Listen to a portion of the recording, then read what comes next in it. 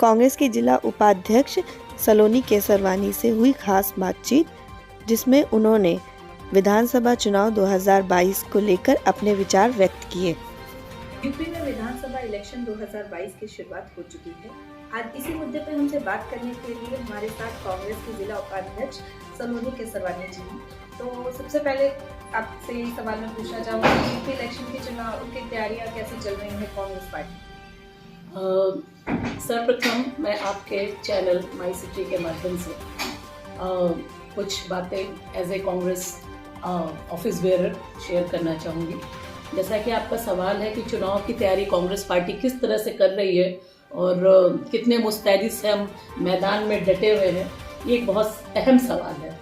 देखिए, इलेक्शन और cricket match में थोड़ी सी समानताएं होती है। ऐसा होता है क्रिकेट मैच में कि जो मजबूत टीम होती है और जो उसके ओपोनेंट टीम होती है, उसको लेके मैच के पहले बहुत सारे कयास लगाए जाते हैं, अंदाज लगाया जाता है, एग्जिट पोल के थ्रू सारी बातें कह दी जाती है, लगभग विनर घोषित कर दिया जाता है। लेकिन जब पिच पर ओरिजिनल मैच होता है तो कहते हैं ना, पासा कभी भी पलट जाता है और अल्टीमेटली जीतने वाली टीम वही होती है जिसने जमीनी तौर पे काम किया हो, जिसने राष्ट्रहित के लिए काम किया हो और जिसने देश प्रेम से ओतप्रोत होकर सामाजिक कल्याण में ओरिजिनली जनता के लिए काम किया हो, जिसका कोई स्वार्थ न हो। रही बात तैयारी की, 70 साल से जो पार्टी देश का नेतृत्व करती रही, देश के विकास में जिनका इतने सुहावना हिस्ट्री और इतना बढ़िया उनका इतिहास है, और वही फल हम अभी आज खा रहे हैं। इसका क्रेडिट कोई 7 साल के अपने शासनकाल में जितना ले ले, लेकिन 70 साल के इतिहास को बदला नहीं जा सकता। अगर हमसे कोई पूछे तो हम ये बोलेंगे, हमें तो ओरिजिनली तैयारी करने की क्या ही जरूरत है। हमारा इतना गोल्डन और स्वर्णिम इतिहास है हमारे कांग्रेस पार्टी का। अगर जनता, अगर समाज अपने कहते हैं ना ब्रेन को आगे रख करके मतदान करने जाए और इमोशन को साइड रख करने जाए, उनको नेता कैसा चाहिए, उनको प्रधानमंत्री कैसा चाहिए, उनको मुख्यमंत्री कैसा चाहिए, अगर उनको धर्म, जाति, ये जो छोटे छोटे मुद्दे अन्य पार्टी उठाती रहती है सिर्फ सत्ता में आने के लिए, उन चश्मे को अगर उतार करके जनता अगर अपना मत करती है तो हम बहुत मजबूत हैं। हमारी पार्टी ने 70 साल से सिर्फ विकास किया। उस समय से ठीक है ऑपोजिशन आई है, उनका भी मैं रिगार्ड करती हूँ, लेकिन हमारी मेहनत, हमारा इतिहास ऐसा है कि हम सिर्फ थोड़ी सी और मेहनत कर ले जाएं तो हमारे सामने कोई टिक नहीं सकता। लेकिन उसके लिए जरूरत है कि जनता अपनी थॉट बदले, अपनी निगाहों को आगे आने वाले कई वर्षों में देखे कि क्या हम सिर्फ जाति मतभेद से या जो छोटे छोटे मुद्दे उठाए जाते हैं सांप्रदायिकता के, इन चीजों को लेकर के हम कब तक एक ओरिजिनल और खूबसूरत इंडिया का सपना देख सकते हैं, अनलेस कि आपका कोई ऐसा पार्टी हो नहीं जो आपको सही तौर पे बेरोजगारी से, भूखमरी से, हेल्थ इश्यू से, शिक्षा से, हर तरह से जो आपको सुविधा दे, तो वो सिर्फ कांग्रेस पार्टी ही हो सकती है। क्योंकि हमारे नेतृत्व में पढ़े लिखे नेता है, एक्सपीरियंस नेता है, जिन्होंने देश को बनाया, संवारा और विकसित से विकासशील से विकसित देश की तरफ ले गए। हमारे एक नहीं अनेक ऐसे नेता है जिनका मैं नाम ले सकती हूँ।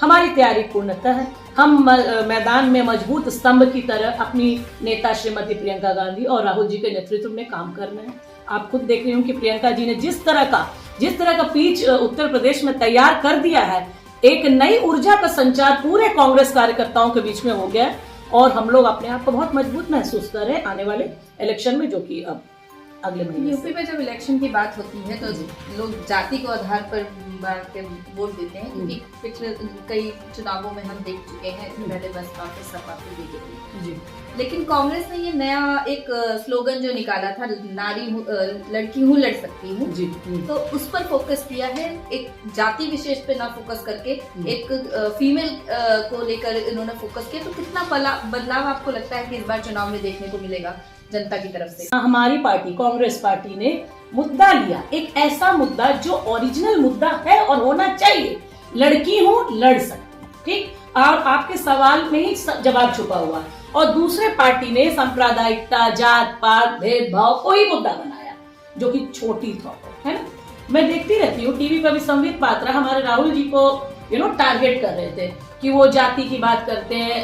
अरे पहले बोलने के पहले सोचो तो सही, कि तुम क्या करते हो और किस तरह से तुम देश में भाईचारे को लुप्त कर चुके हो, हर समय हिंदू मुस्लिम की भावना भड़काते हो। लेकिन हमारी नेता श्रीमती प्रियंका गांधी जी जब से यूपी में सक्रिय हुई हैं, उन्होंने एक नारा दिया, लड़की हूं लड़ सकती हूं। इसके पीछे ऑलरेडी बहुत बड़ी एक बात छुपी हुई है। हमारी 50% जो महिला मतदाता है उनको अभी तक इग्नोर कर दिया गया। मतलब नारी हो तो बहुत, आपको जिसको बोला गया उसको जाके वोट दे रहे हैं, कई तो वोट देने जा ही नहीं रही हैं, और जो दे रही है वो डरी सहमी सी दे रही है, जैसे उनके घर में हिदायत है। इस स्लोगन के साथ मैं आपको बताना चाहूंगी कि जब मैराथन हुआ और जब महिला सम्मेलन हुआ कांग्रेस कार्यालय में, इस नारे ने एक नया ऊर्जा संचार कर दिया लोगों के बीच में। मैराथन में तो आपको मैं कहना चाहूंगी कि मोर देन एक्सपेक्टेशन लड़कियों ने भाग लिया। इतनी भीड़ थी और इतना उत्साह था, केवल भीड़ ही नहीं कि स्कूटी या लैपटॉप मिल रहा है तो हम उस थॉट में जाए। There was a kind of enthusiasm and the slogan which was working was this, लड़की हूं लड़ सकती हूं। तो हमारा है कि हम महिलाओं को आगे लाना चाहते हैं, उनको सशक्त करना चाहते हैं, और जैसा कि प्रियंका जी ने कहा है कि राजनीति में महिलाओं की भागीदारी होनी चाहिए और हो रही है। उन्होंने 40% औरतों को टिकट दे दिया। उन्होंने अपनी बात साबित कर दी कि हम महिलाओं को दे रहे, पीड़िता को उन्होंने चुन चुन के टिकट दिया। तो इसका मतलब है हमारा विजन साफ सुथरा, क्लियर और उन्नति और महिलाओं के विकास से रिलेटेड है। और ये नारा हमारा बहुत बड़ा संबल है, हम इसको लेके चल रहे हैं। और आगे चाहे इलेक्शन आज है कल नहीं होगा, लेकिन ये मुद्दा, ये नारा कायम था, कायम है और आने वाले विगत सालों में कायम ही। आपकी एक फाउंडेशन है बीइंग वुमेन फाउंडेशन जी, उसमें क्या महिला सशक्तिकरण के लिए, वुमेन एम्पावरमेंट के लिए क्या क्या काम किए जाते हैं, उसके बारे में कुछ बताइए। हाँ बिल्कुल। जैसे एक माँ के लिए उसका बच्चा बहुत प्यारा होता है, क्योंकि माँ बच्चे को जन्म देती है तो उसका नर्चरिंग मदर करती है, और उसके विकास में, एक बच्चे के पर्सनालिटी के डेवलपमेंट में मदर का बहुत मेजर रोल होता है। For us being women foundation it's like our own baby, जिसकी शुरुआत हम लोगों ने 2 साल पहले की।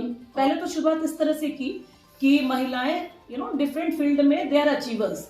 किसी ने कुछ अचीव किया है, कोई बिजनेस वुमेन है, कोई एंटरप्रेन्योर है, कोई डॉक्टर है, इंजीनियर है, ब्यूटिशियन है, कुछ भी है ना, they are in something they have achieved in their professional life. तो हम लोगों ने उनको सम्मानित किया फाउंडेशन के कार्यक्रम के माध्यम से। ऐसे 20-25 महिलाएं हर साल सम्मानित की जाती है। लेकिन सम्मान देने के साथ साथ महिलाओं को कैसे एम्पावर किया जाए, बच्चों को कैसे सशक्त और उनको उनके एजुकेशन से रिलेटेड कार्यक्रम में अपने फाउंडेशन का योगदान दिया जाए, ये हमारा बेसिक अपना इरादा है हमारे फाउंडेशन का।